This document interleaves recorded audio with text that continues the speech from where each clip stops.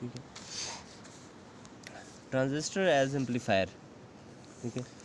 Transistor के बारे में हमने इस तरह पढ़ा था, उसका जो सिंबल है कि यहाँ पे हमारे पास एक टर्मिनल होता है, उसका एमिटर, यही था, एक बेस, ये एमिटर है, ये बेस है, और ये कलेक्टर है। सुने, ये बड़ा ज़रूरी है। नॉर्मल कॉन्फ़िगरेशन में हम ट्रांजिस्टर को इस तरह जोड़ते हैं कि यहाँ पे एक बैटरी लगाते हैं VBB। ये बैटरी जो होती है उसको फॉरवर्ड वाइज करती है। जैसे ये NPN ट्रांजिस्टर है तो ये नेगेटिव होगा और ये पॉजिटिव टर्मिनल होगा, ये नेगेटिव है, ठीक है। और इधर जो बैटरी लगाएंगे VCC, ये बैटरी इस तरह जोड़ेंगे कि इधर पॉजिटिव रखेंगे और इधर नेगेटिव, पॉजिटिव नेगेटिव, ठीक है। ये उसकी नॉर्मल कॉन्फ़िगरेशन है, ठीक है, कि एमिटर बेस जंक्शन फॉरवर्ड हो गया, कलेक्टर बेस जंक्शन रिवर्स हो गया। ये आम जब भी हम ट्रांजिस्टर को किसी भी सर्किट में जोड़ते हैं तो हम ऐसे जोड़ेंगे। एम्पलीफायर ट्रांजिस्टर की सबसे बड़ी एप्लीकेशन है। तमाम इलेक्ट्रॉनिक सर्किट में जो एम्पलीफिकेशन ऑफ सिग्नल होती है वो ट्रांजिस्टर की मदद से की जाती है।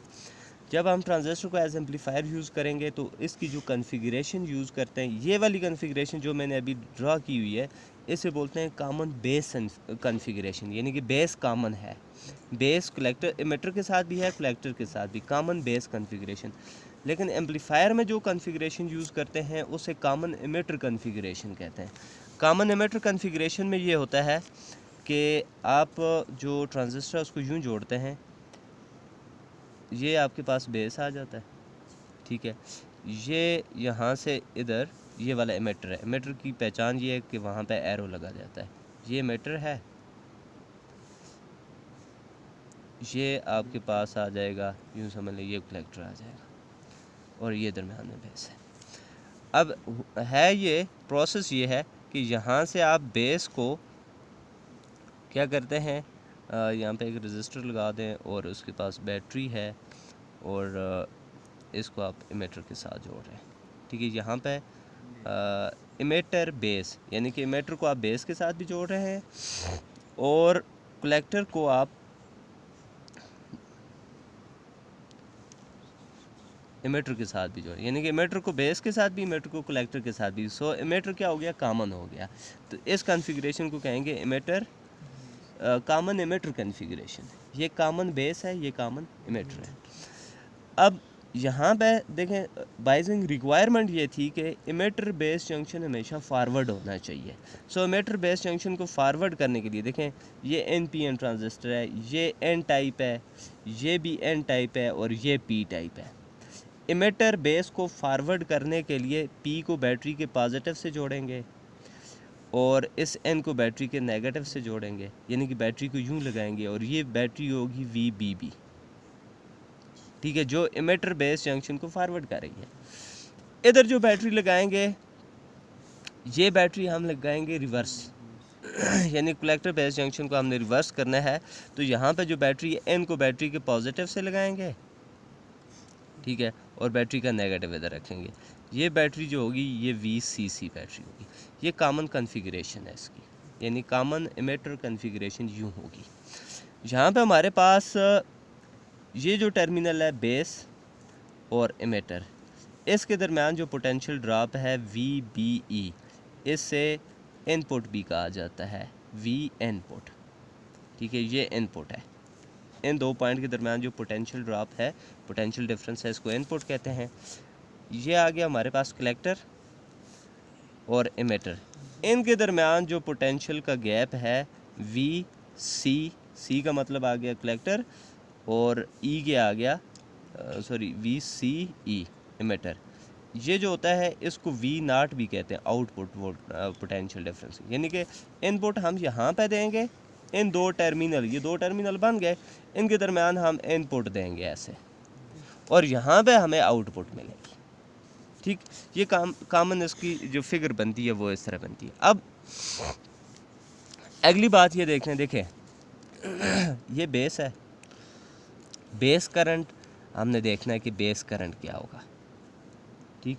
बेस करंट होगा कि यहाँ पे हम पोटेंशियल कितना दे रहे हैं, यहाँ पे पोटेंशियल है VBE, यानी कि बेस और एमिटर के दरमियान potential difference divided by RIE बोलते हैं या RBE, आर स्मॉल आर भी कह दें आप इसको। स्मॉल आर का मतलब है बेस और एमिटर के दरमियान रेजिस्टेंस, ठीक है। तो ओम लॉ के मुताबिक कहीं पे भी रेजिस्टेंस हो और इसके क्रॉस जो पोटेंशियल डिफरेंस है V इक्वल्स टू IR होता है और I equals to V over R, तो यहाँ से बेस करंट आ जाएगा VB ओवर R। ये आ गई इक्वेशन नंबर 1 आपके पास। कलेक्टर करंट कैसे निकालते हैं? हमें पता है कि कलेक्टर, देखें यहाँ से बेस करंट होगा, उसकी वजह से कलेक्टर करंट बनेगा। कलेक्टर करंट हमारे पास होता है किसी भी ट्रांजिस्टर में beta time the base current, ठीक है। बीटा ये करंट गेन होता है ट्रांजिस्टर का। बेस करंट आ गया VBE input divided by R, ये हमारे पास क्या आ जाता है collector current. This is equation number 2। ये 2 इक्वेशंस होगी, राइट। अगली बात यह है कि हम आउटपुट वोल्टेज निकालना देखना चाहते हैं। आउटपुट का ये V0 है, यानी कि इस टर्मिनल और इस टर्मिनल के दरमियान जो पोटेंशियल डिफरेंस है, दिस इज़ आउटपुट वोल्टेज। यहाँ पे इस रेजिस्टेंस का नाम है RC और इसमें जो करंट फ्लो करता है कलेक्टर करंट होता है, आप अपवर्ड डायरेक्शन लेंगे यहाँ से इधर IC, और इसके क्रॉस जो पोटेंशियल ड्रॉप होगा ICRC होगा, ठीक है। ICRC पोटेंशियल ड्रॉप देखने।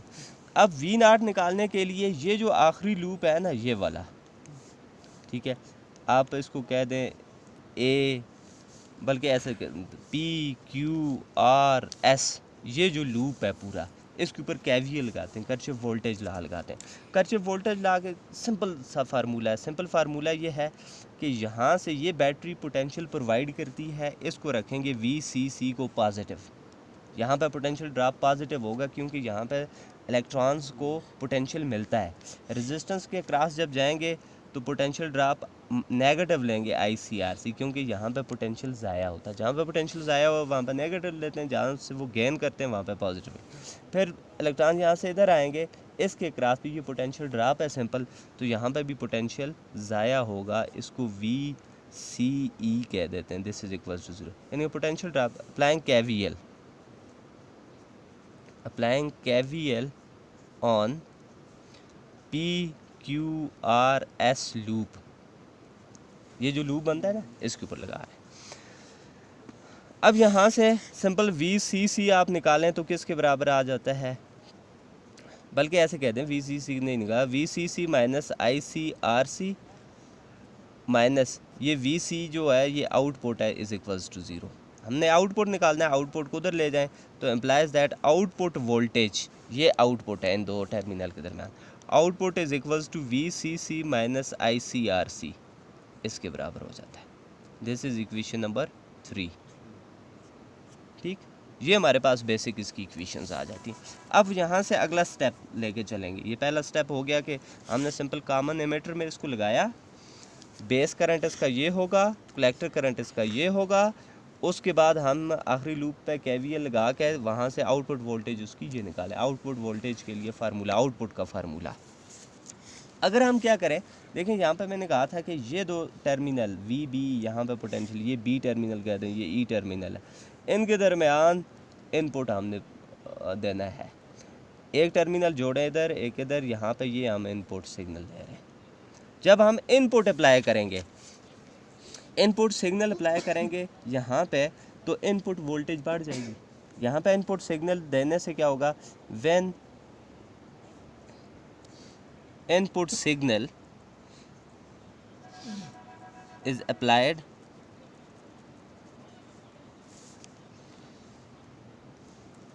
तो हमारे पास जो V इनपुट है ये VN, ये डेल VIN, यानी कि इसमें थोड़ा सा पोटेंशियल इंक्रीज़ हो जाएगा। पहले VN या VBE था, तो ये पोटेंशियल इंक्रीज़ हो जाएगा, कितना इंक्रीज़ हो जाएगा, डेल VN टाइम, यानी कि ये VBE समझ लें आप इसको, ये इंक्रीज़ हो जाएगा इतना सा। अब जब इनपुट सिग्नल इंक्रीज़ हुआ है तो इनपुट सिग्नल के इंक्रीज़ होने से ये जो बेस करंट है, क्योंकि बेस करंट किसके बराबर है, इनपुट वोल्टेज बटा रेजिस्टेंस। अब जब इनपुट वोल्टेज इंक्रीज़ हो रही है तो बेस करंट भी इंक्रीज़ होगा। इसके इंक्रीज़ होने से जो बेस करंट IB था ये भी इंक्रीज़ हो जाएगा I B plus del I B, थोड़ा सा इसमें इंक्रीमेंट आ जाएगी। जब बेस करंट इंक्रीज़ होगा तो उसकी वजह से कलेक्टर करंट भी इंक्रीज़ होगा। कलेक्टर करंट आई सी जो है ये भी इंक्रीज़ कर जाएगा, आई सी प्लस डेल आई सी,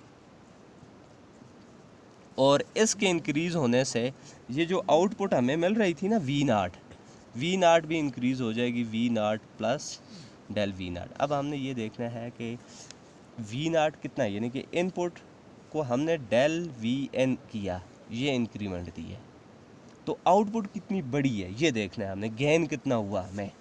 ठीक है, तो ये पहले सिंपल हमने इसकी कैलकुलेशन की। अब हम इनपुट सिग्नल अप्लाई करें, ये इनपुट सिग्नल है, इनपुट सिग्नल देने से बेस करंट बढ़ा, बेस करंट से कलेक्टर करंट बढ़ेगा, कलेक्टर करंट से आउटपुट बढ़ेगी, आउटपुट कितनी बढ़ेगी ये हमने देखना है। अब हम ये जो तमाम चेंजेस हैं इनको अप्लाई करते हैं, अप्लाइंग ऑन इक्वेशन 3, ये जो इक्वेशन है इस पर अप्लाई करेंगे। देखें ये इक्वेशन थी पहले वी नाट ना, अब V naught del V naught इसमें इंक्रीमेंट हो जाएगी, बराबर है वी सी सी ऐसे रहेगी माइनस चूँकि वी सी सी जो है ये इस कलेक्टर बेस जंक्शन को रिवर्स कर रहा है, माइनस आई सी को बढ़ा दिया हमने, माइनस सिंपल आप यूँ कह दें माइनस आई सी की ये वाली वैल्यू सब्स्टिट्यूट कर दें। आई सी की वैल्यू है beta V B E divided by R, ये आई सी की वैल्यू है इनटू आर सी। अब ये आ जाएगा V C C minus beta, ये हो जाएगा V B E plus del V input, ये जो इसमें increment I divided by R into R C, या इसको हम सिंपल यूँ भी कह सकते हैं, ऐसे लिख देते हैं V naught plus del V naught is equals to V C C minus, मैं यूँ लिखता हूँ उसको, beta R C divided by R V B E, यानी कि beta R C divide by R, इसको एक दफ़ा इससे मल्टीप्लाई करेंगे, minus beta R C divided by R, इसको डेल वी एन से भी मल्टीप्लाई करेंगे। अब इस इक्वेशन को भी मैं यूँ लिख सकता हूँ V naught is equals to V C C minus I C, sorry I C की वैल्यू पुट करेंगे, आई सी की वैल्यू ये वाली पुट करेंगे तो ये आ जाएगा beta V B E divided by R into R C, ये इक्वेशन नंबर 3। आप ये इक्वेशन नंबर 4 आ जाएगी। 3 और 4 को सब्ट्रैक्ट करें, 3 इक्वेशन है सब्ट्रैक्टिंग, ऐसे सब्ट्रैक्टिंग इक्वेशन 3 फ्राम 4, 4 से इसको सब्ट्रैक्ट करें तो ये आ जाएगा V naught plus del V naught, इसकी लेफ़्ट साइड में इसकी लेफ़्ट साइड को सब्ट्रैक्ट करें माइनस वी नाट, इसकी राइट साइड है V C C minus beta R C divided by R, sorry small R into V B minus beta R C divided by R del V N, इसमें से इस side को subtract करेंगे minus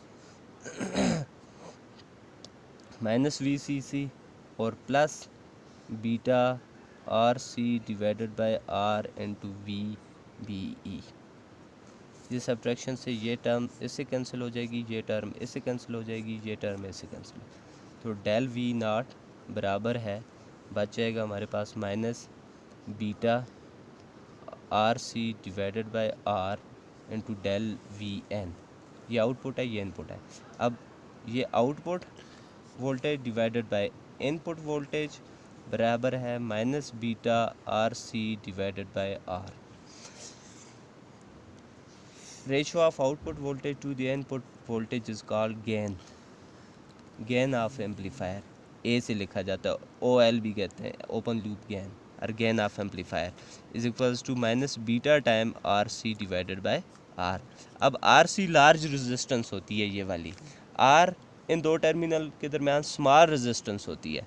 अब RC और R की ratio हमेशा large आएगी, बीटा भी लार्ज होता है। सो गेन जो हमारे पास इसकी आएगी किसकी, एम्पलीफायर की, transistor as amplifier, this is in the order of hundreds. यानी कि यहाँ पे हम स्मॉल सिग्नल देते हैं, अगर जैसे 1 उसका एम्पलीट्यूड है, तो आगे यहाँ पे हमें मिलेगा लार्ज सिग्नल मिलेगा, 100 टाइम एम्पलीफाइड सिग्नल मिलेगा। नेगेटिव साइन ये बताता है कि इनपुट सिग्नल अगर हमने यूँ दिया हुआ है ना, ये इनपुट सिग्नल है, ये बीच में एम्पलीफायर है, आगे जो हमें सिग्नल मिलेगा ना वो इस एम्पलीफाइड होगा और इन्वर्टेड होगा। जैसे ये अप है तो ये डाउन में चेंज हो जाएगा, ये डाउन है ये अप में होगा। ये स्मॉल सिग्नल है तो यहाँ पे हमें लार्ज सिग्नल मिलेगा। यानी कि एक तो सिग्नल एम्पलीफाइड होता है, दूसरी बात क्या होती है, 180 फेज शिफ्ट आता है, 180 degree phase shift, 180 degree theta, ये फेज शिफ्ट 180। यानी नेगेटिव शोज दैट कि हम जो सिग्नल यहाँ पे दे रहे हैं इस जगह पे, वो जब यहाँ पे मिलेगा, एक तो एम्पलीफाइड होगा, एम्पलीफाइड कितना होगा, जितनी गेन होगी, गेन ऑफ ट्रांजिस्टर होगी, और दूसरी बात ये है कि वो 180 डिग्री फेज शिफ्ट के ऊपर मिलता है हमें। ठीक है, this is all about transistor as amplifier.